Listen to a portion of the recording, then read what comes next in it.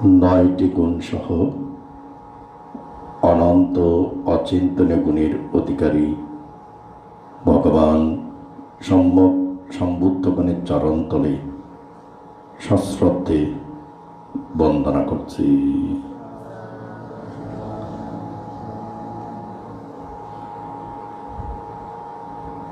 বিনম্র চিত্তে বন্দনা জ্ঞাপন করছি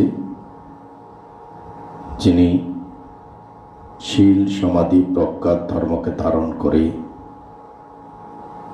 ধর্মের অচিন্তনীয় গুণপ্রভাবে 503 দিন অধিষ্ঠানের মাধ্যমে নিজ দেহকে সুরক্ষিত রেখেছেন। ধর্মপিতা গুরুবান্তের চরণতলে সশ্রদ্ধে বন্দনা করছি।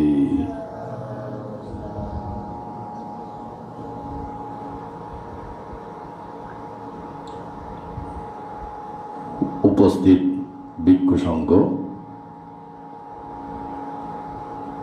সমন সংঘ, মেছিলা, সম্মানিত পুণ্যার্থীগণ, অদৃশ্য জগতের সকল দেব, নাগ, যক্ষ, কিন্নর, প্রেত সকল সত্যগণকে আমি আমার জন্ম জন্মান্তরের দানময়, শীলময়, ভাবনাময় পুণ্যরাশি দান করছি।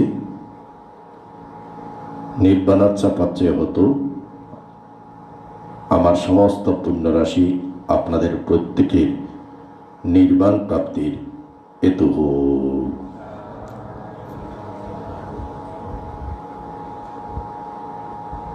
সম্মানিত সধর্মের পূজারীগণ,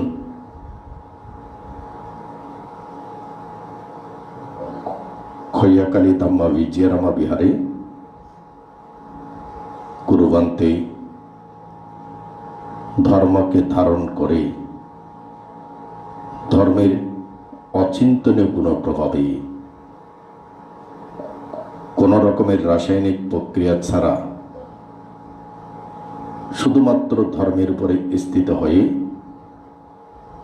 503 দিন অবস্থান করছেন,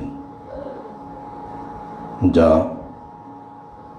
বাংলাদেশের বৌদ্ধ শাসনের জন্য, এই পৃথিবীর বৌদ্ধ শাসনের জন্য এবং চক্রবালের জন্য অত্যন্ত মঙ্গলকর। শুধুমাত্র এই পৃথিবীর বৌদ্ধ ধর্মাবলম্বীদের জন্য মঙ্গলকর তা নয়, এই পৃথিবীর সকল সত্যগণের জন্য মঙ্গলকর। কেননা গুরুবান্তে অকালিক বুদ্ধের ধর্মকে ধারণ করে ধর্মের গুণপ্রভাবেই স্থিত আছেন। যেহেতু ধর্মের গুণপ্রভাবে ধর্মকে ধারণ করে স্থিত আছেন, তাই গুরুবান্তে ধর্মের অচিন্তনীয় গুণ প্রদর্শন করে যাচ্ছেন। যেহেতু এই পৃথিবীতেই গুরুবান্তে ধর্মের অচিন্তনীয় গুণকে ধারণ করে অবস্থান করছেন, সেই কারণে এই পৃথিবীর সকল সত্যগণের জন্য অত্যন্ত কল্যাণকর। সম্মানিত সধর্মের পূজারীগণ, আমি আজকে আপনাদেরকে দেশনা করছি আর্যাবংশা সূত্র। মহাকারণিক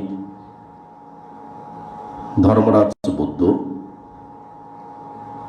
ভিক্ষুদেরকে উপদেশ দেওয়ার প্রসঙ্গেই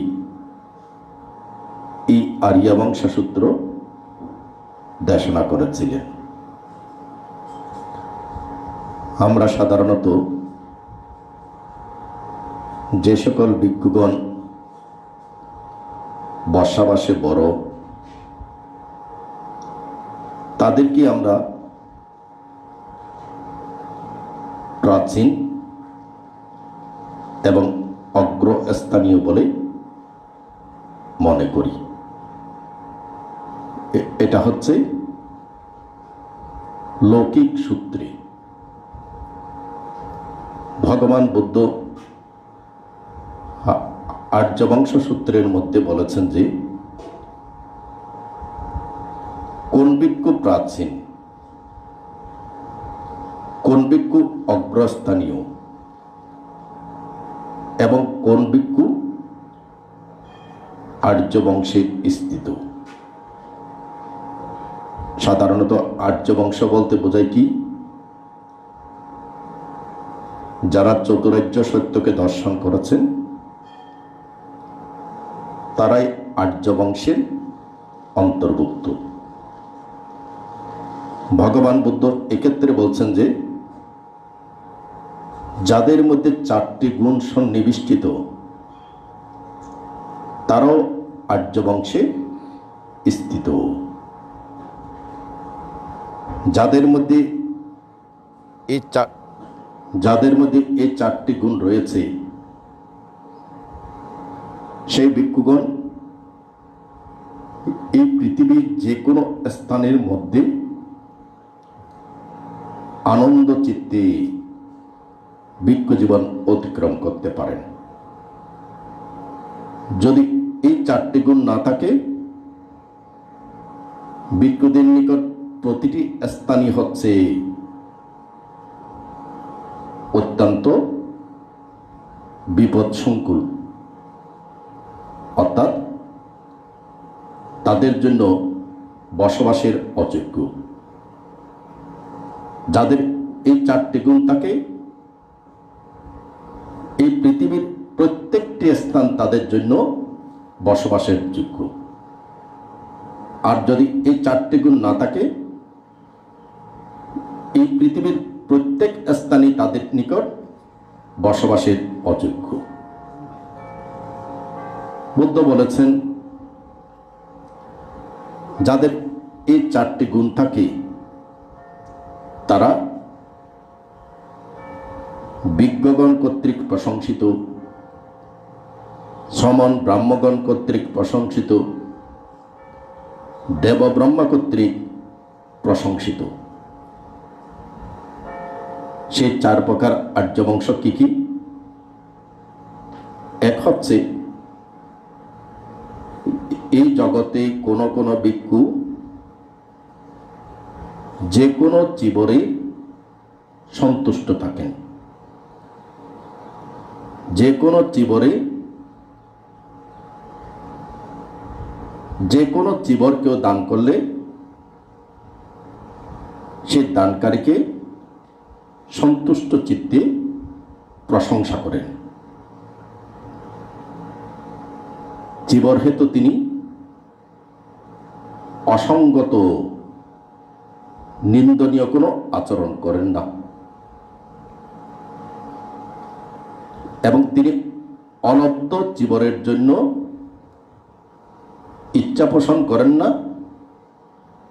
লব্ধ জীবর অনুরাগহীন, অলোভী, অনাসক্ত হয়ে তিনি মুক্তি লাভের আশায় ব্যবহার করেন। সম্মানিত সধর্মের পূজারীগণ, কোন ভিক্ষু আছেন যারা চিবর প্রাপ্ত হওয়ার পরে এই চিবর মোটা, এই চিবর পলিস্টারের, এই চিবর বাংলাদেশি, এই চিবর অমুক, এই চিবর নিম্নমানের, এভাবে বিচার বিবেচনা করে থাকেন। আবার কোন ভিক্ষু আছেন উপাসক উপাসিকাগণ যে চিবরেই দান করুক না কেন সেই চিবরেই সন্তুষ্টি লাভ করে থাকেন। বুদ্ধ বলছেন যে কোনো চিবরে সন্তুষ্ট থাকায় তিনি নিজের আত্মপ্রশংসা করেন না। অর্থাৎ যে কোনো চিবর দান করা হোক না কেন সেই জীবনের মধ্যে তিনি সন্তুষ্ট থাকবেন, সন্তুষ্ট চিত্তে তা ব্যবহার করবেন, কিন্তু তিনি আত্মপ্রশংসা করেন না, আবার অপরকে নিন্দা করেন না। যদি এরকম গুণসম্পন্ন হয়ে থাকেন,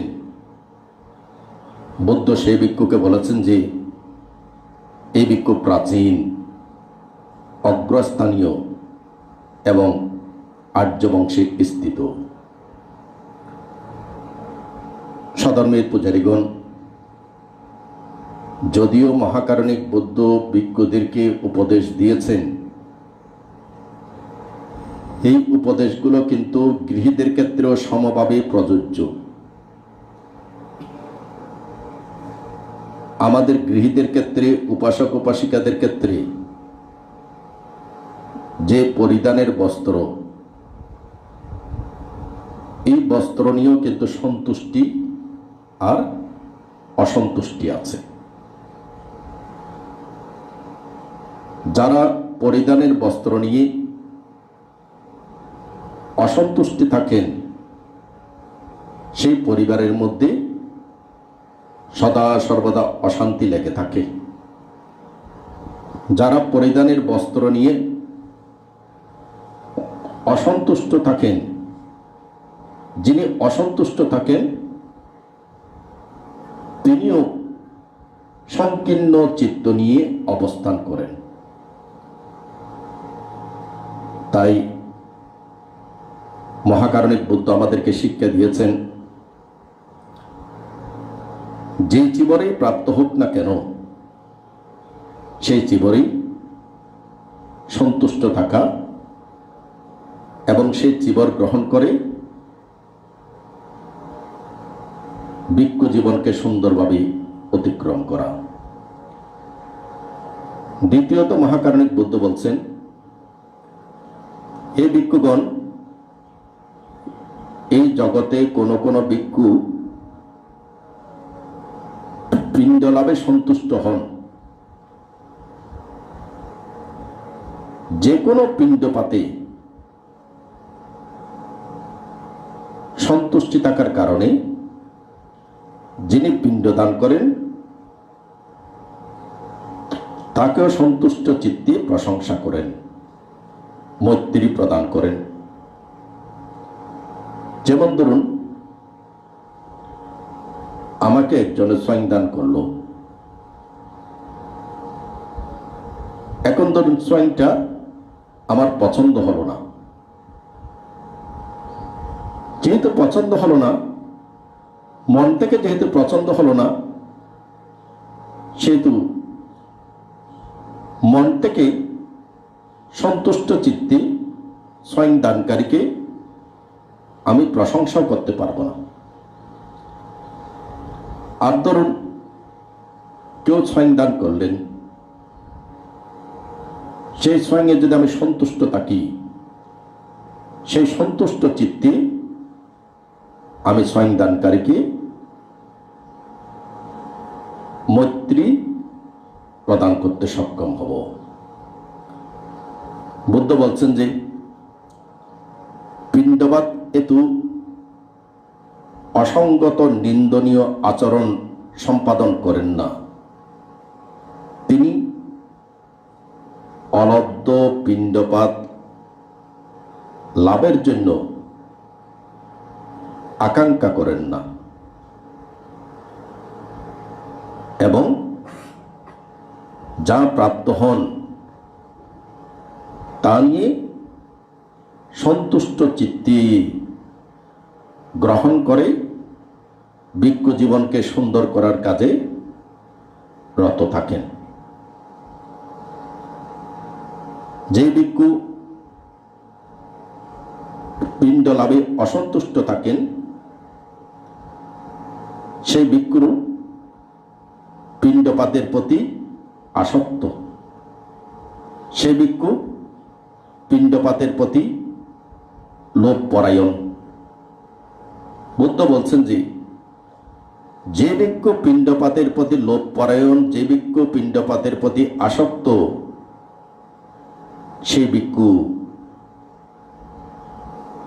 এই পৃথিবীর সব জায়গায় বসবাসের অযোগ্য।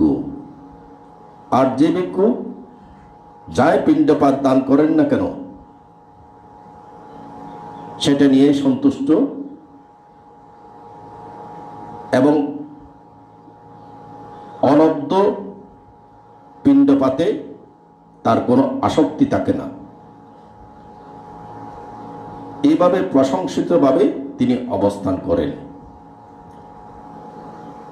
আবার পিণ্ডপাতে সন্তুষ্ট ভিক্ষু নিজের আত্মপ্রশংসাও করেন না এবং অপরকে নিন্দাও করেন না। বুদ্ধ বলেছেন যে এইভাবে যে ভিক্ষু অবস্থান করবে সেই ভিক্ষুই হচ্ছে প্রাচীন, সেই ভিক্ষুই হচ্ছে অগ্রস্থানীয় এবং সেই ভিক্ষুই হচ্ছে আর্যবংশী স্থিত। তৃতীয়ত মহাকারণিক বুদ্ধ বললেন, হে ভিক্ষুগণ, এই জগতে কোন কোন ভিক্ষু শয়ন আসনে সন্তুষ্ট হন। যে কোনো শয়ন আসনে সন্তুষ্ট থাকার কারণে যিনি দান করেন তাকে প্রশংসা করেন। শয়ন আসন হেতু অসঙ্গত নিন্দনীয় আচরণ সম্পাদন করেন না এবং তিনি অনব্দ শয়ন আসন লাভের জন্য ইচ্ছা পোষণ করেন না। যে শয়ন আসন লাভ করেছেন সেই শয়ন আসন অনুরাগহীন, অলোভী, অনাসক্ত হয়ে মুক্তি লাভের আকাঙ্ক্ষায় পরিভোগ করেন। তিনি যে কোনো শয়ন আসনে সন্তুষ্ট থাকায় আবার নিজের প্রশংসা করেন না এবং অপরকেও নিন্দা করেন না। সেই ধরনের ভিক্ষুদেরকে মহাকারণিক বুদ্ধ বলেছেন, সেই ভিক্ষুই হচ্ছে আমার ভিক্ষু সঙ্গের মধ্যে প্রাচীন, সেই ভিক্ষু হচ্ছে আমার ভিক্ষু সঙ্গের মধ্যে অগ্রস্থানীয় এবং মার্গফল প্রাপ্ত না হলেও সেই ভিক্ষুকে ভগবান বুদ্ধ বলেছেন আর্য বংশে স্থিত ভিক্ষু। ধর্মের পূজারীগণ,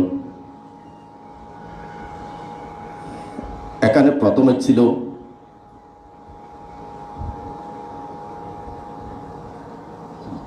যে ভিক্ষু সন্তুষ্ট চিত্তের জীবর,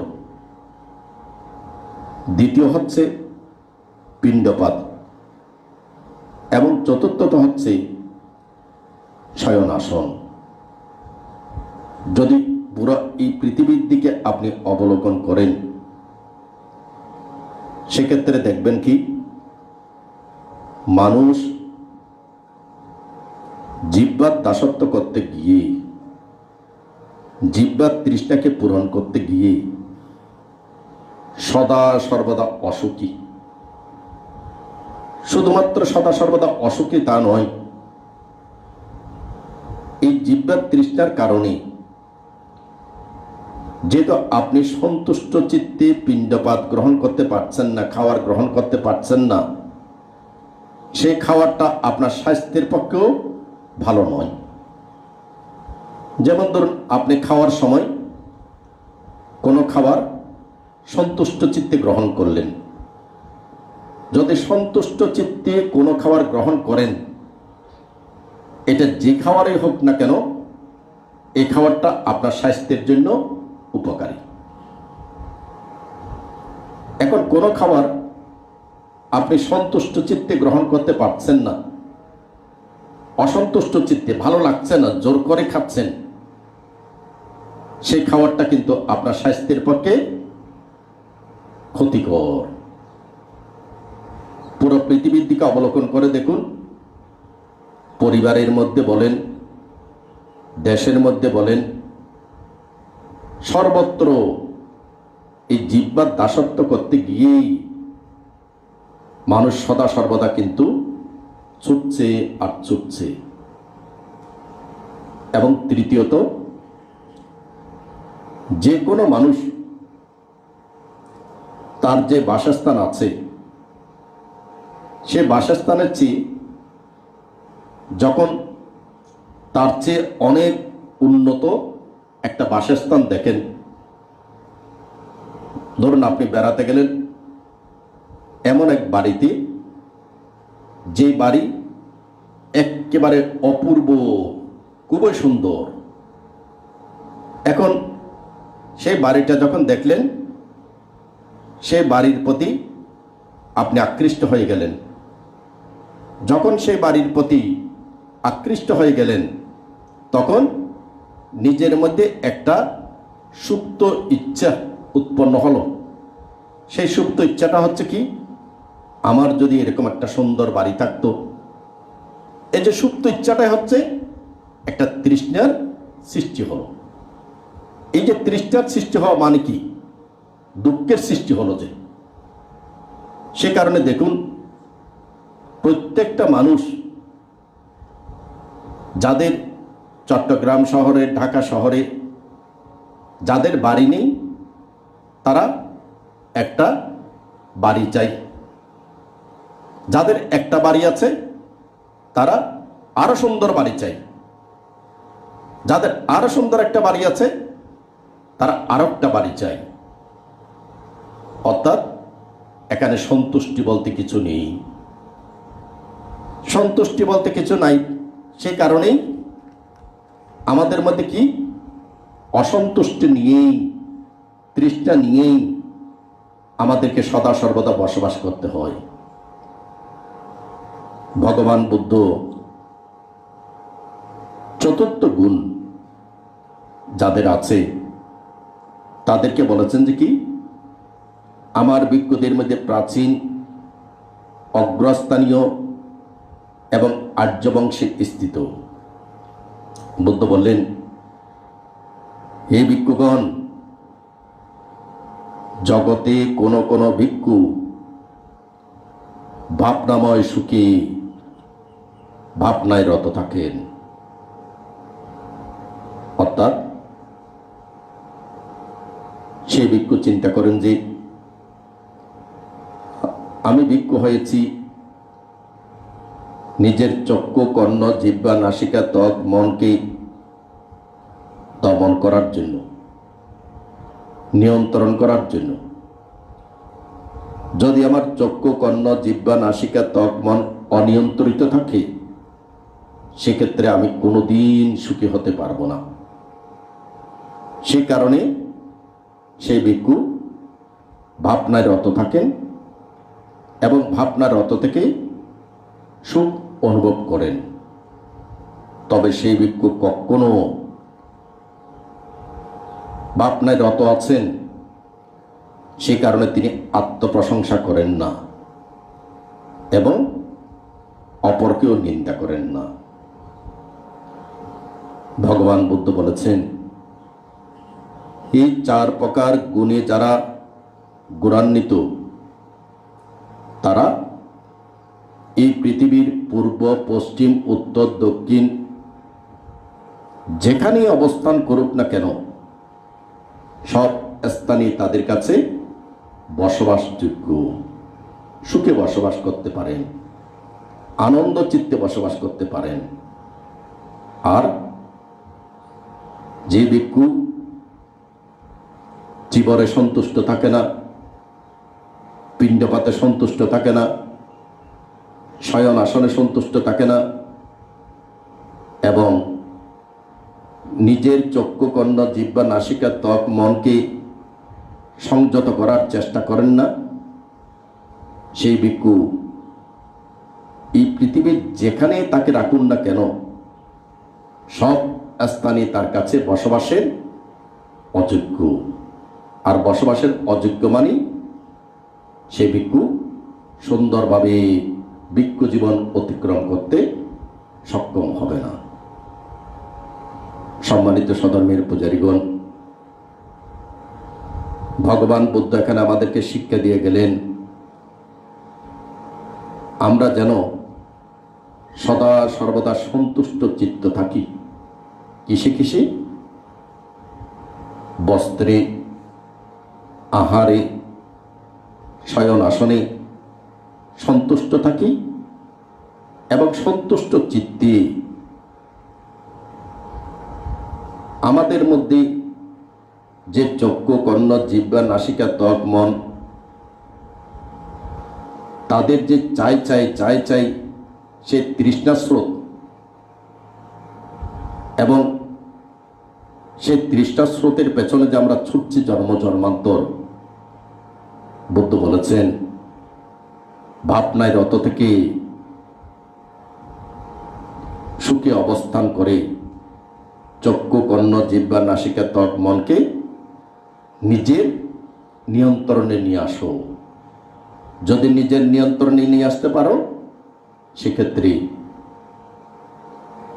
এই পৃথিবীতে সুখে বসবাস করতে পারবেন এবং মৃত্যুর পরও আপনি সুখময় স্থানে জন্মগ্রহণ করতে পারবেন। আর এই চারটে গুণ যার মধ্যে থাকবে, সেই ভিক্ষু নিজের কল্যাণ করতে পারবে, পরের কল্যাণ করতে পারবে, শাসনের কল্যাণ করতে পারবে এবং নির্বাণের দিকে ধাবিত হবে। সব শেষে আপনাদের প্রতি মৈত্রীময় আহ্বান জানাচ্ছি। দুর্লভ বৌদ্ধ শাসন আমরা লাভ করেছি, তাই আসুন